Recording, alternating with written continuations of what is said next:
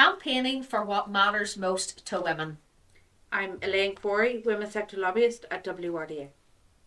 Reflecting back, what has been the impact of the Women's Policy Group? The Women's Policy Group has been around since the Women's Sector Lobbyist has been around, which is about 2016. And the campaigns that we have run have had particular impacts, and then the sort of consultation end of things that we do have different kinds of impacts. So I'm going to separate it really into two things.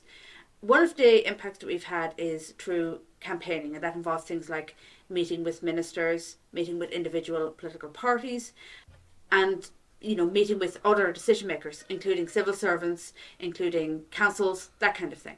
And that end of things has actually had the most immediate impact. So sometimes you can directly influence a policy, and other times it takes longer. It's certainly, and it takes a bigger campaign. Like we've been campaigning around a 2-child cap for years now, and the decision hasn't been made yet. But we're starting to see a shift in public opinion on it. We're starting to see it being more of a political issue, more of a live issue. So we're hopeful that that'll come to an end, before too long. So that's one impact. And one other thing that's come from that is the Women's Policy Group has grown. So it used to be quite small. It is a voluntary coalition of women working on policy roles across lots of different organisations. So you've got the women's sector, obviously. You've got the LGBT sector, human rights organisations, trade unions, that kind of thing. But it has grown from a handful of women into quite a significant number. We would usually have 20 plus people in our monthly meetings. And, more people for specific areas of interest for them. So we've been working very hard, for example, on hate crime, and that is one of those things that actually sits into the two parts of the work we do: the campaigning end of things, because we've, for example, worked with Raise Your Voice, bringing motions through councils, trying to raise awareness of hate crime, what it is, what it means, and the harm that it causes. But then also there's been consultations on it, so we've done lots of consultation responses.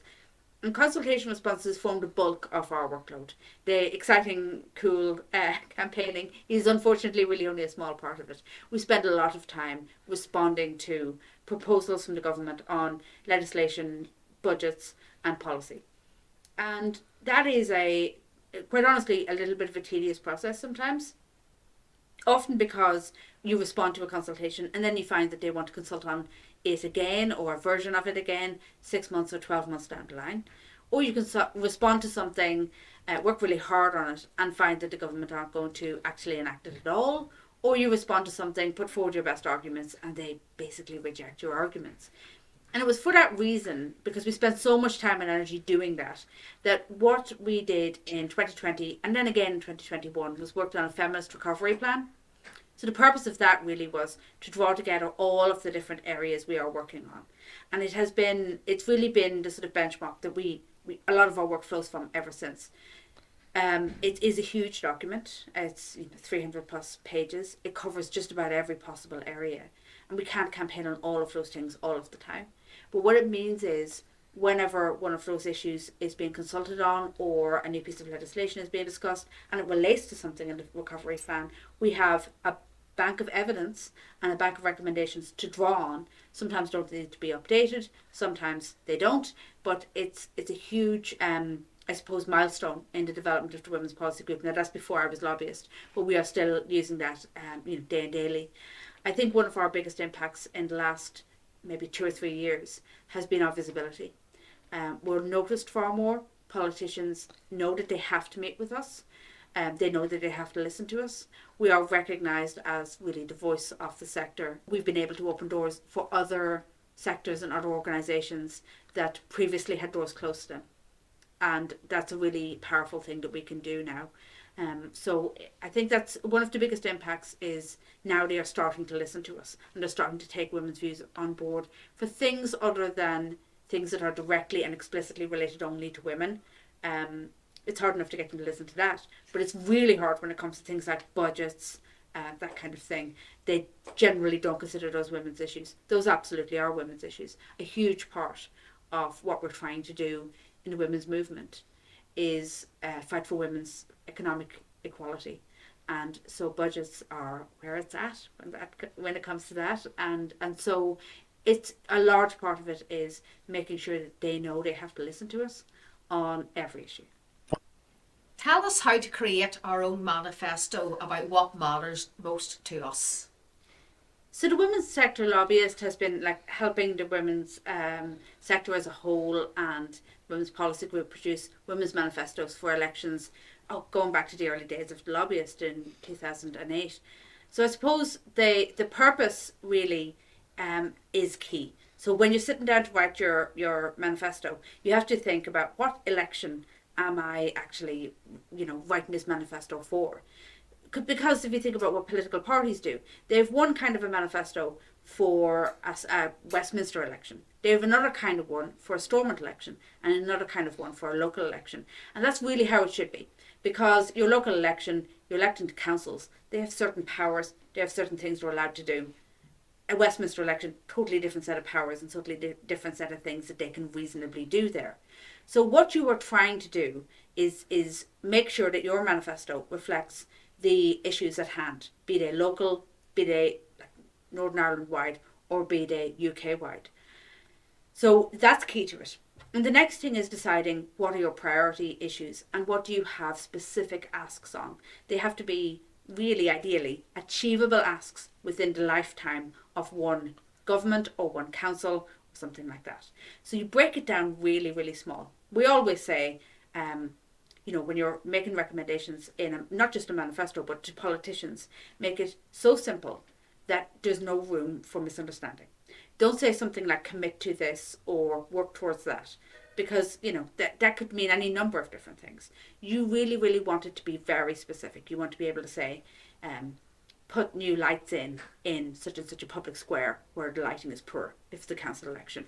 Or you want to say, pass legislation to ensure access to healthcare for people with perinatal mental health issues, if it's a Stormont election. That kind of thing. You want very specific asks. Fund this, invest in that.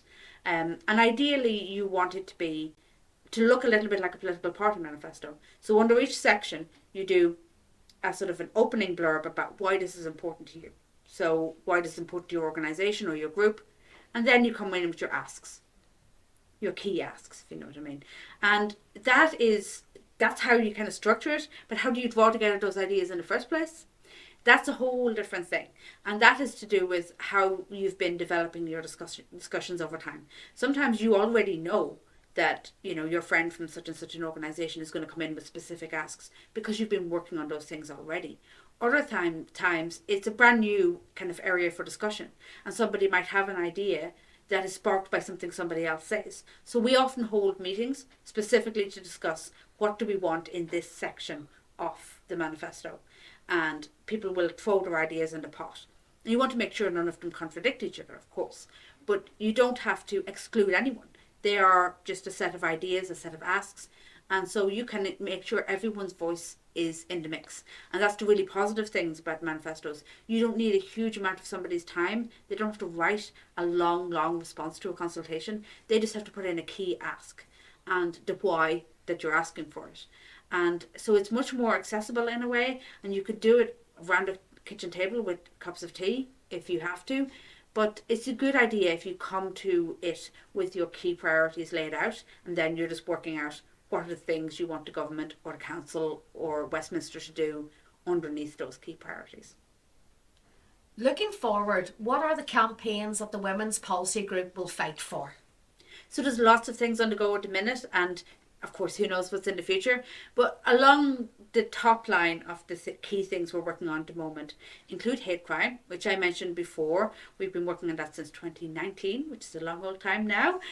We've responded to a few different consultations on it, but it looks like the Minister is going to bring forward legislation in this mandate. Now, we don't know if that's going to be 2025 or 26, but we know that it's coming. So we're preparing to argue strongly for misogyny to be a standalone category within that.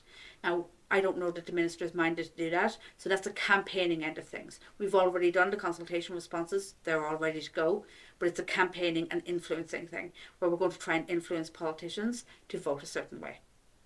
The next thing is violence against women and girls, and that is top of everyone's list of priorities at the moment. There's a huge amount of work that we've done here within WRDA through things like the Raise Your Voice project around violence against women and girls, but everybody across all of our organisations in the policy group will be pulling in this direction over the next couple of years. So it's about everybody being on the same page, pulling in the influence of trade unions around harassment in workplaces, for example, around community organisations and working in the community, whatever that community might look like, right up to the highest level. So we'll be continuing to work on that in the background. In terms of sort of new things, and this one is a little bit dry, so I'll try and make it interesting. It's around the standard with which Stormont in particular consults with us. And I mentioned already the ways in which sometimes you're consulted on something and then 12 months later you're consulted on it again, or you're consulted on something and then it goes nowhere, disappears, it's gone off the agenda. But there's also things about, the tendency of our government to say, we know that this budget will have a terrible impact on women, on people with disabilities, on LGBT people, on rural people. Can you tell us how to fix that? That is not our role. So one of our big campaigns is around making sure Stormont takes its equality duties seriously, because it does have statutory equality duties, so that the budgets they bring in, the policies they pass, and so forth, don't have disproportionate impacts on already minoritized people under Section 75, rural needs or children's needs. So we are fighting hard to get that standard improved.